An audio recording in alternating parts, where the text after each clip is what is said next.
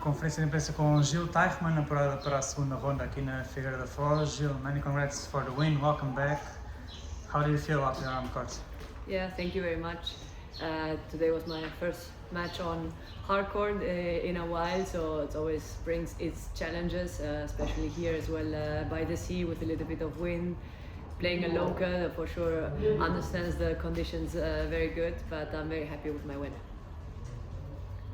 How was it to change your mindset from playing with Mira Andreeva, who won Roland Garros? We just saw you on television with a wonderful crowd, playing an unbelievable match, and playing a WTA under 25. Is it a question of gaining some confidence to go again to the bigger stages?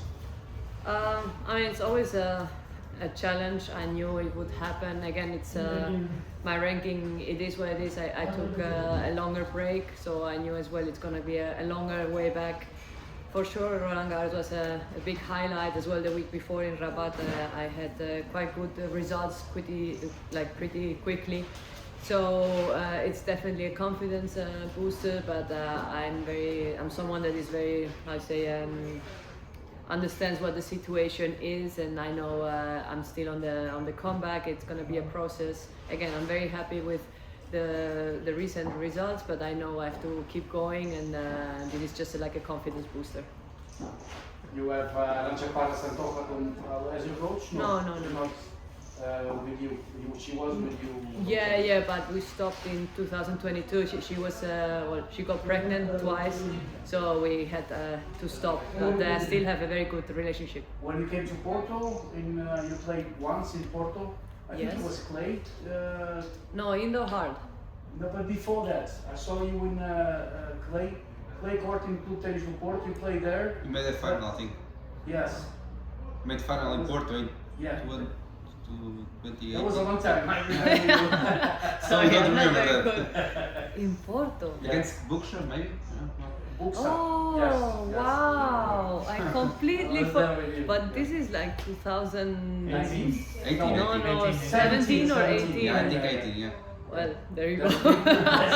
That's a huge difference from Jill from that moment till now. Yeah, I'm 10 years older. No, I'm talking about the passion of tennis. Is it the same? I mean, definitely a lot of things happen in between there. Again, I was starting my professional career there, and now I would say like in the middle of it. I had very nice highlights, big moments as well. The last 2-3 years were a bit more complicated for different reasons, and now just a career, that a lot of things happen like in everyone's business, I would say. For sure you guys understand that things can happen, but definitely the love for the game is here.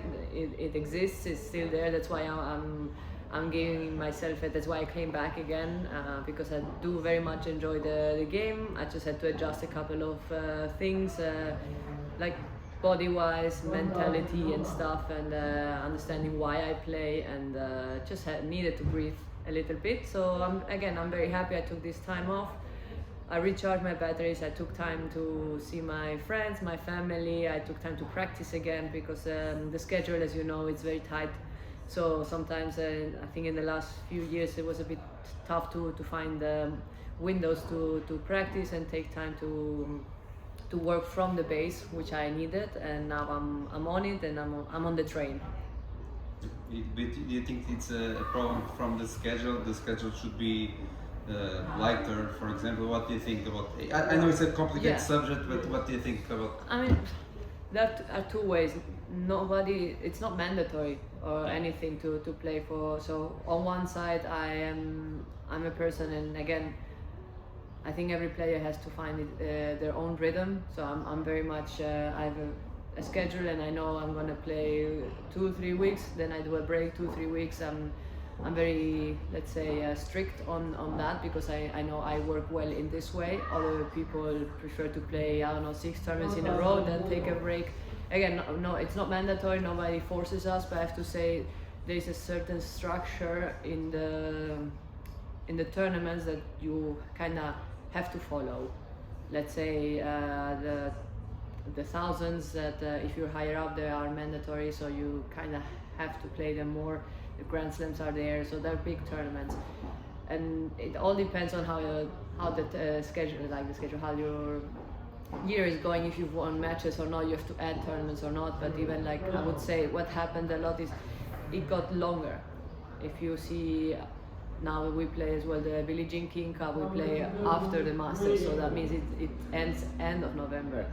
So what you do then, that's more where I see is like, it's not a tournament, again, it's not mandatory, but I don't know, I like to play for my country, and I like to take time. Right? Exactly. Because you don't play. Let's say, I don't know how I'm gonna do it, but I play the last tournament, then what, I have a week or two in the middle, what do I do there? Normally, ideally, it would be to take a rest, but I have Billie Jean King Cup because I choose to play. But I understand it's complicated, the whole schedule thing, but I think from both sides can be helped. I think maybe there could be some adjustments made from the tournaments, and as well, I have to say, from the players to be smart about their own scheduling. You came back to the tour in Oeiras and we didn't talk back then, but were you surprised? Because I know you still at the level, but were you surprised it happened so quickly in Rabat and Paris right away? There's a mix. Again, I did a very good, since January I'm practicing, and I took my time. I took almost 4 months to prepare. So in one way I was very confident, and I trusted the work I did with my team. I mean, in Oeiras, for example, is where my first tournaments. I had other challenges, is to get back into rhythm of matches, and it doesn't matter how well you practice or you prepare, it's very different. The intensity and the emotions in them, so I needed to get a bit used to match rhythm, match intensity. So on one side, of course, if you would have told me, oh, you're going to be in fourth round in Roland Garros, I would have said, oh, where can I sign? But on the other hand, the way I was playing, it was not surprising for me. I was already very confident on the practice matches since the very beginning. So I was like, okay, this can happen. I'm very confident about my game, and I trust myself.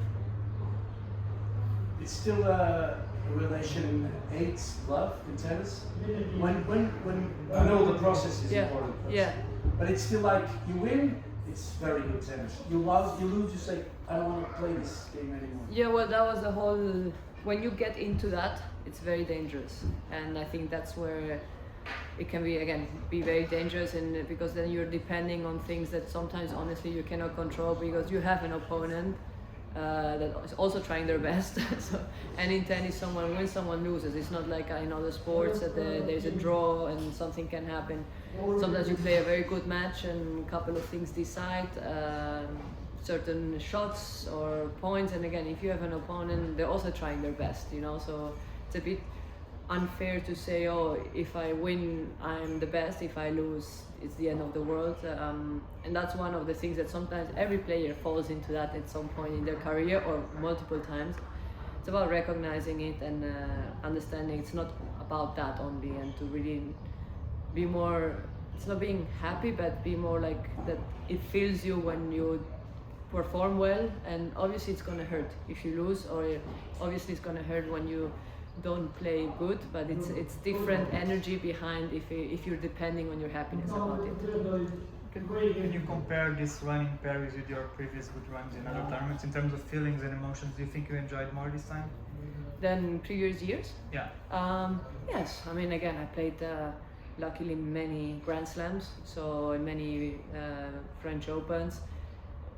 So everyone is unique in their own way. Let's say 2022 was as well a highlight. I also got to fourth round. 2023 I lose the first round. So I think 2024 I played qualis. So there's a lot of up and downs. It's definitely one of the highlights, and it will remain with me.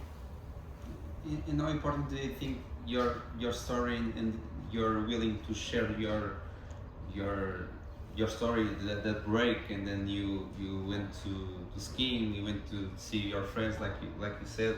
How important it is to share that part to other people, understand that big athletes like you. And I remember Paula Badoza, for example, from your generation. Then she she had to take a break as well. Bianca Andreescu, some other players. How important do you think you guys have to share that part for us to understand your demanding situation? Yeah, I mean, there are many things to answer to that. I mean, of course, it's very, very important to share, and I'm very like open and happy to do about it. But as well, I know people that want to hear about it and want to understand, they will, and some people will never. I mean, like everything. So it's more about that. Again, I think it's more for the probably younger generation to see, hey, this can happen to everyone, or that you don't feel as, I don't know, bad about it. On the other hand, I have to say, if you're not in the circuit or you're not a player yourself, it's very tough sometimes to understand. You can see that even with family and friends. Sometimes, you know, you can tell that they cannot feel it the same way, but at least they try. But again, there's always going to be people as well that don't want to understand. So look, it's like in everything in life. You don't want to hear it, don't hear it. But I think it's important for people that are open about it. But maybe in tennis, like in life, you have to step back a little bit to move forward, right? Yes, and I think that can happen in different ways. Some people, as you just said, for example, Paula, I think it was more injury-wise and had to do it. My story, again, I think every player has a different story behind their choice, like their choices, but as well like there's decisions or things that happen in their career. Myself, I was very lucky since I'm 14. I never really had big injuries like, for example, Paula just did.